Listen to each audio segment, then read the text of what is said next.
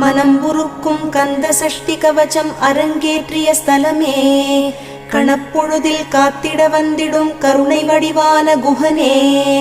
மனம் உருக்கும் கந்த சஷ்டி கவச்சம் அரங்கேற்றிய ஸ்தலமே, கணப்பொழுதில் காத்திட வந்திடும் கருணை வடிவான குஹனே.